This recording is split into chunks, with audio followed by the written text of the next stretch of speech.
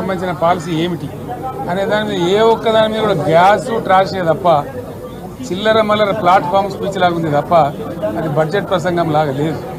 రాజకీయ సభలలో చెప్పినట్టుంది తప్ప ఏ ఒక్క పాలసీని కూడా నిర్దిష్టంగా ఈ పనిని మేము ఎట్లా సాధిస్తాం, మా గోల్స్ ఇవి, మా టార్గెట్స్ ఇవి అనే పద్ధతి కానీ పద్దు కానీ లేదు. ఇది పేదల బడ్జెట్ కాదు, రైతుల బడ్జెట్ కాదు, యువల బడ్జెట్ విశ్లేషణలో మీకు తెలుస్తుంది.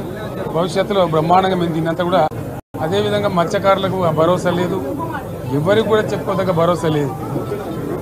ఇందులో విశేషం హైలైట్ ఏంటంటే ఆర్థిక మంత్రి ప్రతి మాటను ఒత్తి ఆ డబ్బు వచ్చినప్పుడు అదేందుకు మహాప్రపంచం విజయంలాగా ఒత్తి చెప్పడం తప్ప కొత్తది ఏమీ లేదు. ఒత్తి పలుకులు పలకడం తప్ప కొత్తగా చెప్పింది ఏమీ లేదు. ఏ ఒక కొత్త సంక్షేమ పథకం కానీ ఏది కూడా లేదు. మహిళల పట్ల కూడా చాలా స్పష్టంగా చెప్పాల్సిన అవసరం ఉండే, కానీ వాళ్ళు మేము 1,00,000 కోట్లు ఇస్తాం అన్ని రుణాలు, ఆ రుణాలు వీలేదో ఇస్తున్నట్టుగా ఆల్రెడీ ఉన్న స్కీమే, నథింగ్ న్యూ అబౌట్ ఇట్, ఏమి లేదు. వెరసి ఇష్యూ యాజ్ ఏ హోల్. దురదృష్టం ఏంటంటే, చాలా బ్యాడ్ లక్ ఏంటంటే, మేము కూడా ప్రభుత్వం ఏర్పడిన తర్వాత కనీసం ఒక 6 మాసాల సమయం వాళ్ళకి ఇవ్వాలని మేము అనుకున్నాం. నేను కూడా శాసనసభకు పెద్దగా రాలేదు, కానీ ఈరోజు బడ్జెట్ చూస్తే ఏ ఒక్క పాలసీ ఫార్ములేషన్ జరగలేదు.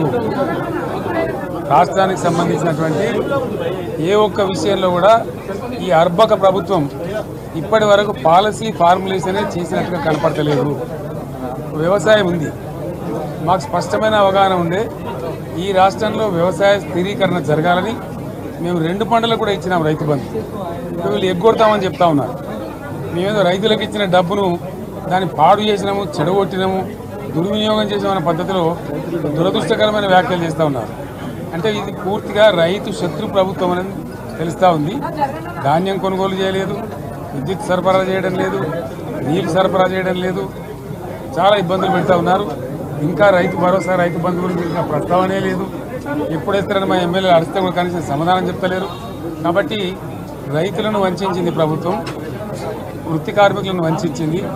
ఒక్క పాలసీ, ఇండస్ట్రియల్ పాలసీ ఏమి లేదు. వాటి గ్యాస్ ట్రాష్ పంచరంగ ఈస్మాన్ కలర్ లాగా చెప్పడం తప్ప, స్టోరీ టెల్లింగ్ లాగా ఉన్నది తప్ప బడ్జెట్ చెప్పినట్టు లేదు.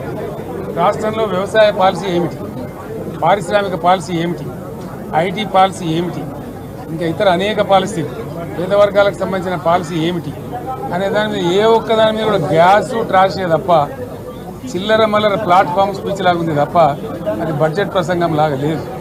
రాజకీయ సభలలో చెప్పినట్టుంది తప్ప ఏ ఒక్క పాలసీని కూడా నిర్దిష్టంగా ఈ పనిని మేము ఎట్లా సాధిస్తాం, మా గోల్స్ ఇవి, మా టార్గెట్స్ ఇవి అనే పద్ధతి కానీ పద్దు కానీ లేదు.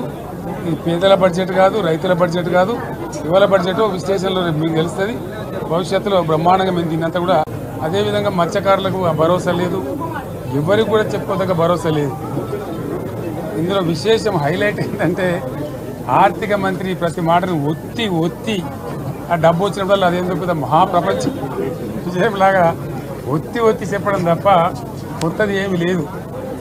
ఒత్తి పలుకులు పలకడం తప్ప కొత్తగా చెప్పింది ఏమీ లేదు.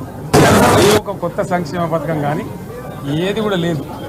మహిళల పట్ల కూడా చాలా స్పష్టంగా చెప్పాల్సిన అవసరం ఉండే, కానీ వాళ్ళు మేము 1,00,000 కోట్లు ఇస్తాం అన్ని రుణాలు, ఆ రుణాలు వీలేదో ఇస్తున్నట్టుగా ఆల్రెడీ ఉన్న స్కీమే, నథింగ్ న్యూ అబౌట్ ఇట్, ఏమి లేదు. వెరసి ఇష్యూ యాజ్ ఏ హోల్. దురదృష్టం ఏంటంటే, చాలా బ్యాడ్ లక్ ఏంటంటే, మేము కూడా ప్రభుత్వం ఏర్పడిన తర్వాత కనీసం ఒక 6 మాసాల సమయం వాళ్ళకి ఇవ్వాలని మేము అనుకున్నాం. నేను కూడా శాసనసభకు పెద్దగా రాలేదు, కానీ ఈరోజు బడ్జెట్ చూస్తే ఏ ఒక్క పాలసీ ఫార్ములేషన్